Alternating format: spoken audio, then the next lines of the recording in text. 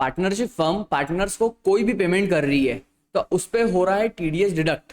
और किसको डिडक्ट करना पड़ रहा है? पार्टनरशिप फर्म को।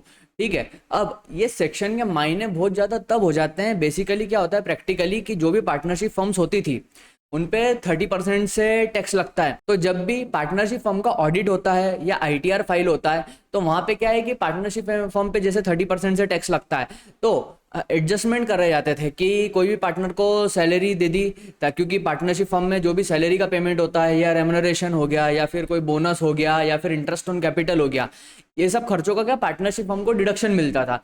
जिसकी वजह से क्या है कि पार्टनरशिप फर्म में जो 30% टैक्स है वो कम प्रॉफिट पे होता था, और सेम इनकम पार्टनर्स के पर्सनल आईटीआर के अंदर रिपोर्ट कर दी जाती थी, और वहां पे उनको जो भी एप्लीकेबल टैक्स रेट है उस हिसाब से स्लैब रेट का बेनिफिट भी मिल जाता था, और कहीं ना कहीं थोड़ी सी टैक्स सेविंग हो जाती थी। अब ये सेक्शन को लाया क्यों गया है? क्योंकि देखो इसके पीछे बहुत सिंपल सा लॉजिक है कि जो पार्टनरशिप फर्म जो भी पेमेंट कर रही है, सैलरी रेमुनरेशन जो भी पेमेंट जा रहा है पार्टनर्स को, कि भाई साहब आप शुरू में ही इस पे टीडीएस डिडक्ट कर दो, और जैसे आप टीडीएस डिडक्ट करोगे तो पार्टनर्स को इनकम जो रहेगी उसके एआईएस टीआईएस और 26 में शो होने लग जाती है।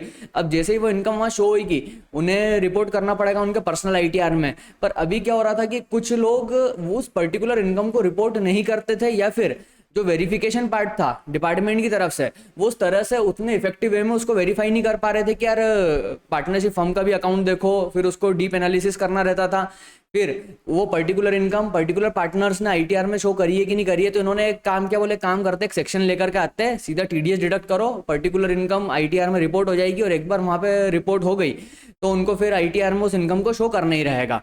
तो यहाँ पे हम एक तो जो ओल्ड इनकम टैक्स एक्ट है अपना 1961 उसके हिसाब से भी देखेंगे, पहले वो था 194T सेक्शन में कवर होता था, और जो न्यू इनकम टैक्स एक्ट है उसमें होता है 393 सबसेक्शन 3 टेबल सीरियल नंबर 7 के अंडर कवर होता है। अब इस पर्टिकुलर सेक्शन में टीडीएस किसको डिडक्ट करना है? देखो टीडीएस डिडक्ट करना है पार्टनरशिप फर्म को और एलएलपी को, मतलब यहाँ पे बात करी थी फर्म की, तो फर्म में पार्टनरशिप फर्म भी आ गई, एलएलपी भी आ गई। ठीक है, अब यहाँ पे जो टीडीएस डिडक्ट करने की लायबिलिटी है रिगार्डलेस ऑफ टर्नओवर और ऑडिट स्टेटस, मतलब कि अगर आपकी फर्म है, आपकी एलएलपी है, उसका टर्नओवर अगर कम है या फिर ऑडिट नहीं भी हो रहा है, फिर भी आपके ऊपर लायबिलिटी है टीडीएस डिडक्ट करने की। तो यहाँ पे एक गवर्नमेंट की तरफ से बर्डन आ चुका है आपके ऊपर कि अगर आपने पार्टनर को पेमेंट करना है, खर्चे का डिडक्शन लेना है, तो फिर आपको यहाँ पे टीडीएस डिडक्ट करना ही होगा। फिर उसके जो क्वार्टरली रिटर्न फाइलिंग है, चालान से, वो सब पे करने ही रहेंगे। तो एक कंप्लायंस का एक बर्डन तो आ चुका है यहाँ पे फर्म मतलब पार्टनरशिप फर्म और एलएलपी के बीच में। अब टीडीएस डिडक्ट किसका करना है? तो देखो जो भी पार्टनर है फर्म का उसका टीडीएस डिडक्ट होएगा। अब यहाँ पे बोला गया है कि वर्किंग पार्टनर हो, नॉन वर्किंग पार्टनर हो, इवन माइनर पार्टनर, मतलब अगर पेमेंट किया है तो टीडीएस डिडक्ट होगा ही होगा।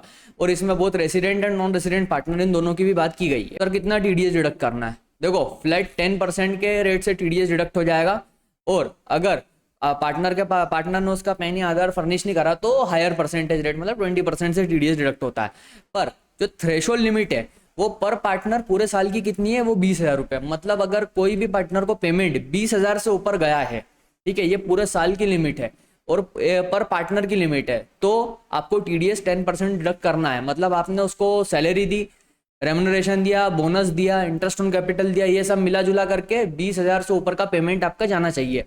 ठीक है, तभी आपको टीडीएस डिडक्ट करने की लायबिलिटी है। अच्छा, ट्रिगर पॉइंट कब है टीडीएस डिडक्ट करने का? तो वही है normal credit to partners account या फिर actual payment whichever is earlier. मतलब दोनों में से अगर आपने अपने बुक्स ऑफ अकाउंट में एंट्री कर ली है या फिर एक्चुअल में पेमेंट करा, विच एवर इज अर्लियर, तो उस डेट को हम मानेंगे कि यहाँ पे ट्रिगर पॉइंट है। उसके बाद में टीडीएस का चालान पे करना रहता है आपको 7th ऑफ एवरी मंथ, और इन केस ऑफ मार्च तो वो 30th अप्रैल को पे करना रहता है, और क्वार्टरली रिटर्न्स आपको फाइल करने रहते हैं इसमें। सर जो भी पेमेंट जा रहा है पार्टनर को उन सब पे टीडीएस डिडक्ट करना है? तो ऐसा नहीं है।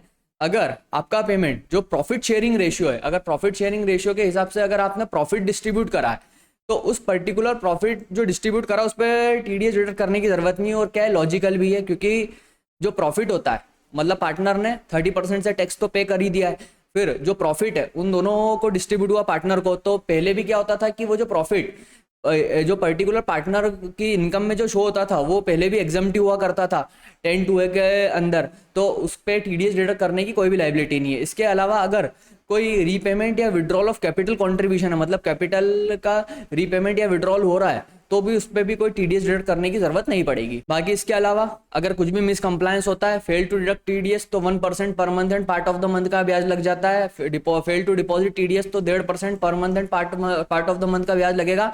और अगर रिटर्न वगैरह फाइल नहीं किए हैं तो 200 रुपये पर डे के हिसाब से यहाँ पे पेनल्टी भी लगती है। अब पार्टनरशिप फर्म को क्या मतलब इशू फेस करना पड़ेगा अगर इन्होंने टीडीएस डिडक्ट नहीं किया है, डिपॉजिट नहीं किया है, तो जो भी खर्चा सैलरी है, रेम्यूनरेशन है, जो भी खर्चा मतलब कि वो बुक कर रहे हैं, उस पर डायरेक्टली 30% से डिसअलाउंस मिल जाता है।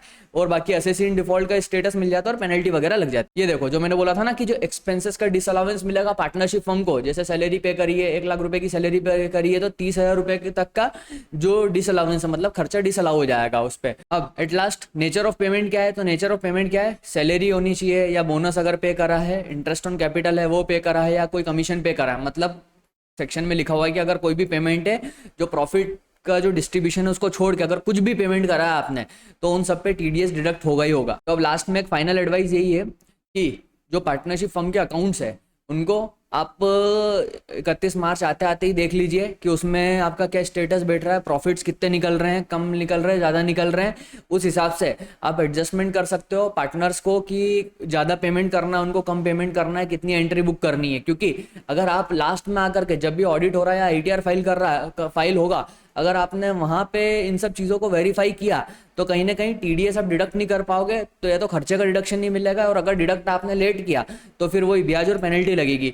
तो अब थोड़ा सा प्रोएक्टिव अप्रोच को यूज़ करो और 31 मार्च तक ही आप इस चीज़ को वेरीफाई कर लो कि कितना क्या प्रॉफिट आ रहा है, और उस हिसाब से आप पार्टनर्स का टीडीएस डिडक्ट करो। इसके अलावा पर्टिकुलर सेक्शन में आपको कुछ भी इशू है तो आप कमेंट सेक्शन में लिखिए। बाकी वीडियो को लाइक करो, चैनल को सब्सक्राइब करो। Thank you.